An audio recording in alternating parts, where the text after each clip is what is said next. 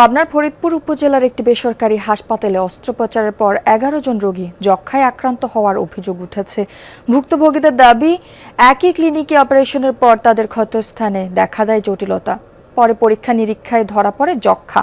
প্রকৃত কারণ উদ্ঘাটনের পাশাপাশি বেসরকারি ক্লিনিকটির বিরুদ্ধে ব্যবস্থা গ্রহণের দাবি জানিয়েছেন ভুক্তভোগীরা। নাতিকে নিয়ে হেসে খেলে দিন কাটাবে এমন আশা ছিল, কিন্তু সেই আনন্দ মুহূর্তেই রূপ নেয় বিষাদে। পাবনার ফরিদপুর উপজেলা সদরের থানাপাড়া মহল্লার জরাজীর্ণ এই বাড়িতেই বাস রাব্বি আয়েশা দম্পতির।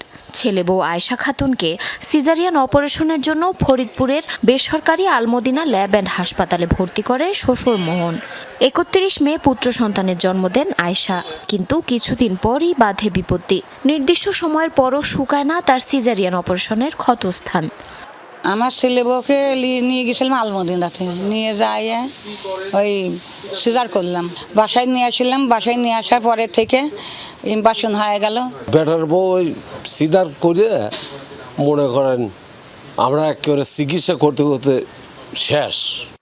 বেশ কিছু পরীক্ষা নিরীক্ষার পর এক পর্যায়ে ক্ষতস্থানে যক্ষ্মা শনাক্ত হয়। তারপর শুরু হয় রোগের সাথে যুদ্ধ।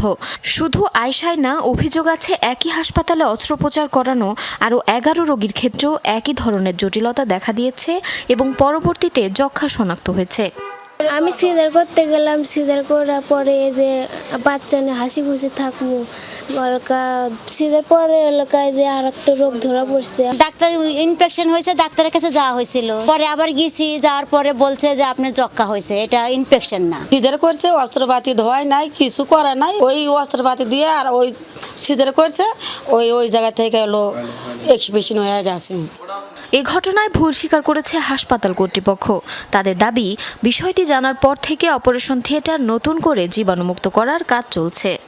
এটা আমি খুব দুঃখজনকভাবে বলি যে কখনো কোনো প্রতিষ্ঠান কিংবা কোনো ডাক্তার চায় না যে কোনো রোগী ভোগান্তিতে পড়ুক, আর এই ভোগান্তির ক্ষেত্রে আমরা রোগীদের সর্বোচ্চ সহায়তা করা দরকার, যেটা সেটা করে আসতেছি। ক্লিনিকের থেকে যে অপারেশনের পরে যে সংক্রমিত হয় স্কিনে, যেটা ক্ষতস্থান থেকেই হয়, সেটার জন্য ক্লিনিক কর্তৃপক্ষ অবশ্যই দায় এড়াতে পারে না। বিষয়টি ঊর্ধ্বতন কর্তৃপক্ষকে জানানো হয়েছে। তাদের নির্দেশনা অনুযায়ী ব্যবস্থা নেওয়ার আশ্বাস দিয়েছে উপজেলা স্বাস্থ্য বিভাগ। আমরা এ ব্যাপারে আমাদের ঊর্ধ্বতন কর্তৃপক্ষ সিভিল সার্জন মহোদয় তাকে অবহিত করেছি স্যারকে, এবং স্যারের পরামর্শক্রমে এবং এই প্রক্রিয়ায় রোগী আসা যদি অব্যাহত থাকে তাহলে আমরা উপজেলা প্রশাসনের সাথে যোগাযোগ করে কার্যকর ব্যবস্থা অবশ্যই গ্রহণ করব। এ ঘটনায় ৩ সদস্যের তদন্ত কমিটি গঠন করেছে উপজেলা স্বাস্থ্য বিভাগ।